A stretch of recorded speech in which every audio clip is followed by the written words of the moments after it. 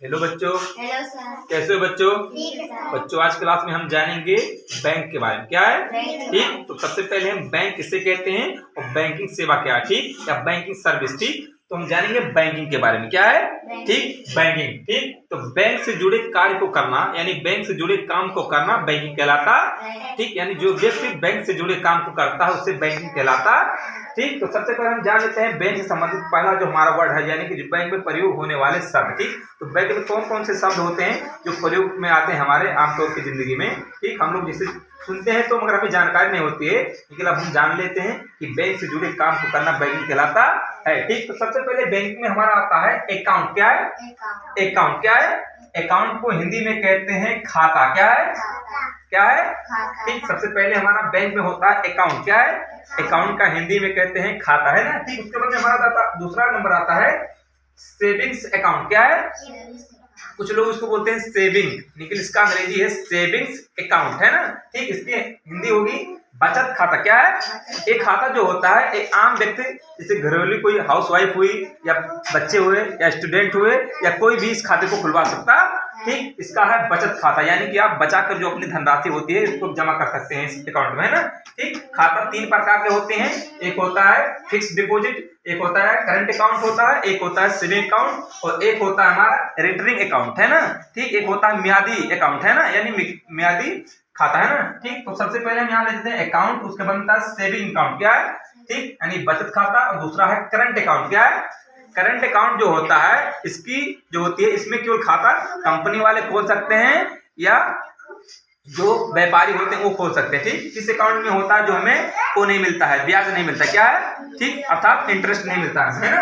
उसके बाद में होता है पासबुक। क्या है? पासबुक एक जो होती है किताब की तरह होती है जिसमें 25 से 50 पन्ना होती है। ठीक, उसमें हमारा जो अकाउंट का पूरा लेखा उसमें IFSC कोड होता है।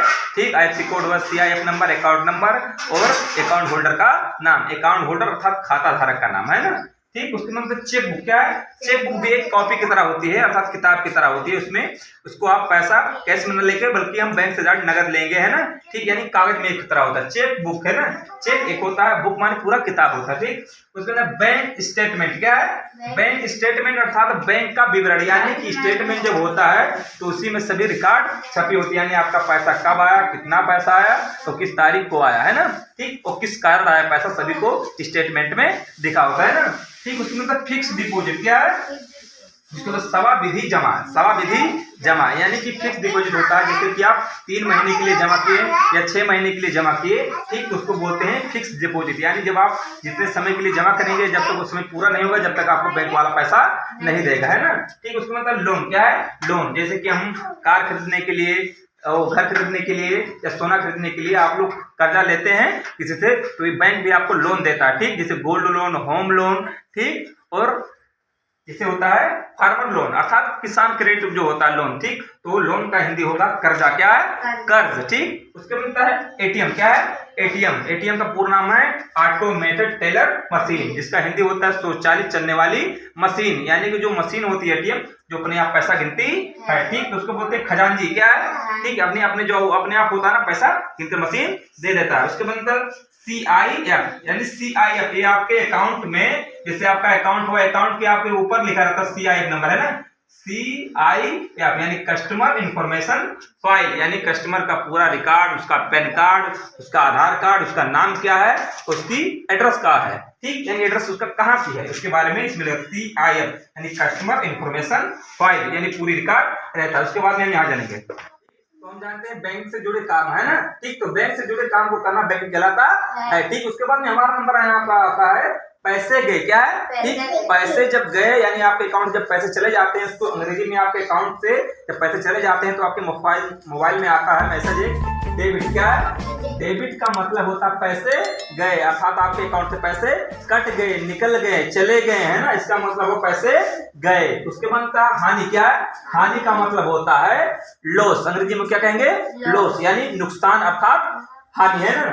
ठीक, उसके बाद पैसे आए, जब आपके अकाउंट में पैसे आ जाते हैं उसको बोलते हैं क्रेडिट। क्या है? क्रेडिट। क्रेडिट का एक और मतलब होता है क्रेडिट पे किसी को कर्ज देना। क्या है? Credit card. एक क्रेडिट कार्ड होता है जिसको बोलते हैं उधार कार्ड। क्या है? इससे आप पैसा भी ले सकते हैं ना। एक क्रेडिट कार्ड होता है जैसे ATM कार्ड नहीं होता उसी तरह से एक क्रेडिट कार्ड होता है, आप लोग को हम दिखाएंगे। क्रेडिट कार्ड किसी दिन, है ना। ठीक, उसके बाद में आता है ठीक लाभ। क्या है? लाभ, यानी जब आपको किसी चीज पैसे की प्राप्ति हो जाती है अर्थात धन की, तो उसको अंग्रेजी बोलते हैं प्रॉफिट। क्या है? ठीक, बच्चे ध्यान देंगे इधर, है ना।